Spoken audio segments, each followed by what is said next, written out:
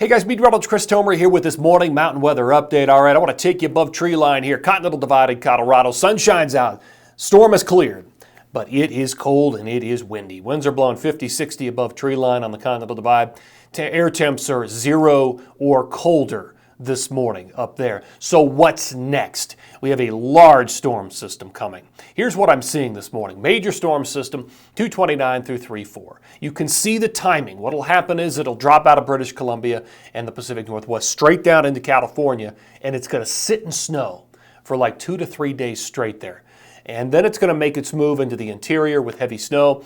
Utah, Idaho, Wyoming, Montana, Colorado. All those places are going to get hit.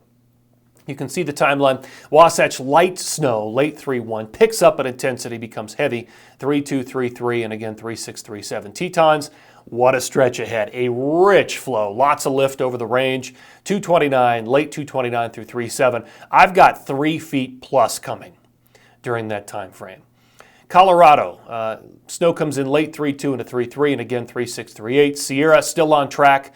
Shasta, Mammoth, Tahoe, 4 to 8 feet of snow. Late 229 through 3-3, above 5,000 feet of elevation. And the Powder Highway. I've had some questions about this. This will be an exceptional stretch for the Powder Highway. Big time snow coming, probably an average of 2 feet. When you look at places, and this includes everything like Fernie, Red Mountain, Whitewater, all the way up, Kicking Horse, Revelstoke, everybody's going to get in on this action on the Powder Highway. 228 through 3-2, and then again some additional snow, 3-5 and 3-7. 3-5 to 3-7. There will also be some spillover snow into Banff, Sunshine and Marmot, but not as much as what we're going to see through the interior of BC. All right, let me take you back. I want to show you water vapor satellite imagery this morning. All right, so on this, your moisture aloft is whites, blues, greens. Look at the big trough. Here it comes. That's our storm system. That's going to drop all the way south with the jet and nail California, and then it's going to make its move into the interior. And that's going to take a few days. But it's got lots of jet supports coming in with the northern branch. The whole thing will buckle.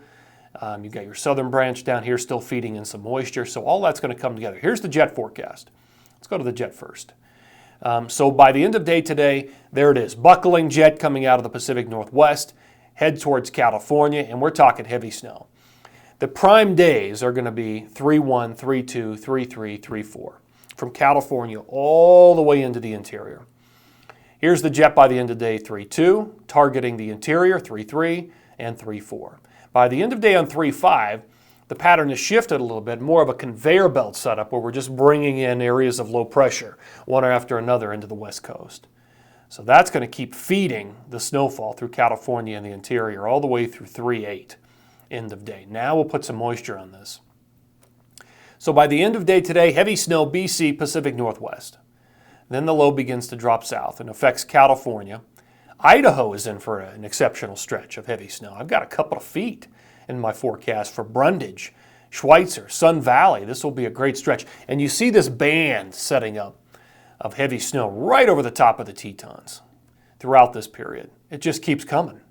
Here we are now, makes its move. Heavy snow, 3-2 afternoon. Wasatch begins to move into Colorado, and now we're really in it for a few days. And then here comes the next area of low pressure into the west coast. That will also move into the interior, 3-5, 3-6, and 3-7. And another low hitting California. So it's one right after another. Okay, let's talk numbers. So here's a grand total map. Today through the 8th of March. We're looking at about 100 inches at around parts of Tahoe, Kirkwood, Heavenly,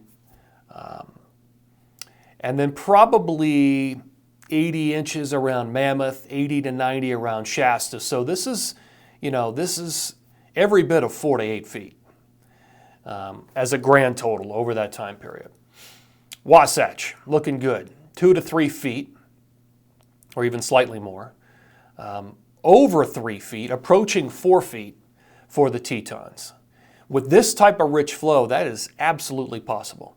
In Colorado, 1 to 2 feet of accumulation. Of course, you've got 2 batches of snow, 2 different storm systems coming. Look at Idaho. I said 2 feet. It's more like 3 feet.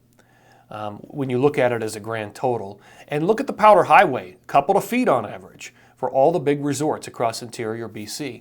And big time numbers, Pacific Northwest, Washington, Oregon. This is going to be an incredible stretch.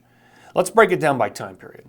So 228 into 229, you can see where it's snowing, Pacific Northwest. Some of it's already dropping down by late 229 into California, starting to feed that big pattern.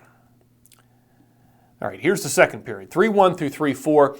The snow starts to make the turn and pivots into the interior, 1 to 2 feet Wasatch, 2 to 2.5 feet over the Tetons during that time period alone. The Sierra picks up anywhere from 50 to 60 inches in that time frame alone, and about a foot. We'll go 4 to 12, 6 to 12 in Colorado during that time period.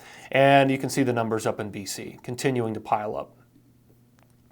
Final time period, 3-5 to 3-8. This is at least one storm system moving through, if not two, of those quick conveyor belt type storms coming off the Pacific. So we add another 1 to 2 feet in the Sierra, another 1 to 2 feet for the Wasatch, another foot in the Tetons, and potentially another 4 to 12 in Colorado. And it's still snowing up in the Pacific Northwest and BC. Okay, last stop is the Northeast. Only light snow accumulation here.